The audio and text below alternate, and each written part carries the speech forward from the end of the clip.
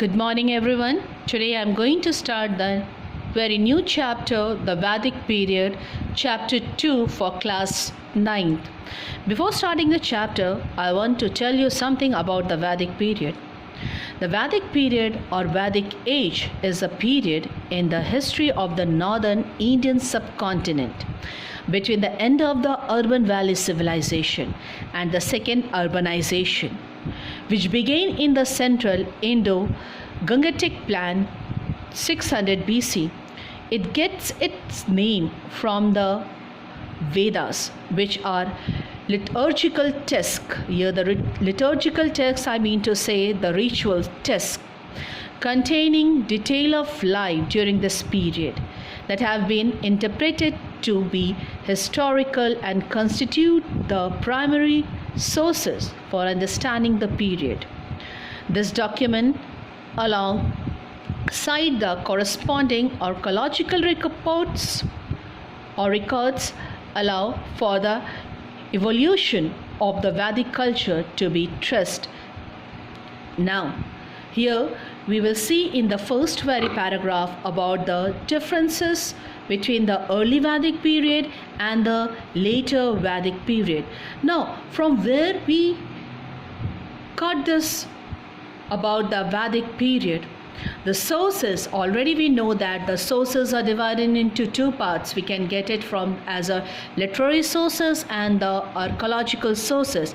So we will start with the literary sources. Here the literary sources is the early Vedic text between 1500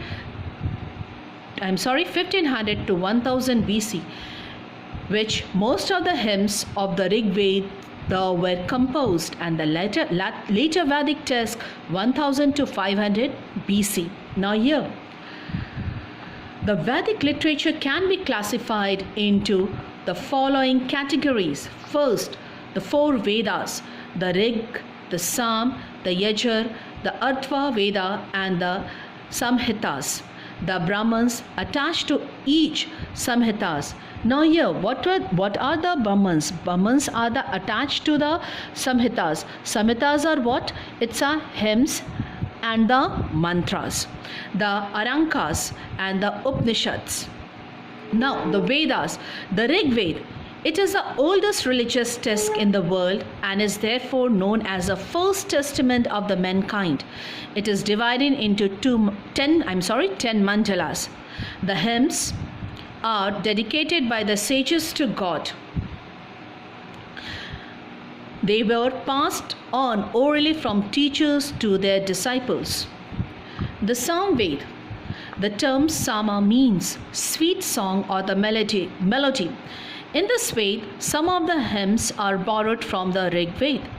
The Yajur Veda, it deals with hymns recited during the performance of yajnas. The Atharva Veda, the hymns containing in the Veda deal with the magic and charm. Beside the power of spirit, the hymns deal with Gyan, the knowledge, the Karma, action, and the Upasana, innovation. Some hymns also deal with medicines for the treatment of the various disease. Now the Brahmans. The Brahmans, it is already I have said, this is attached to the Samhitas, and Samhitas are what? Hymns and the mantras. Write about the Vedas as their simple commentary. The Brahmans are the prose. They explain the social and religious importance of the ritual as well as the value of the sacrifice. The Brahmans are the greatest historical value.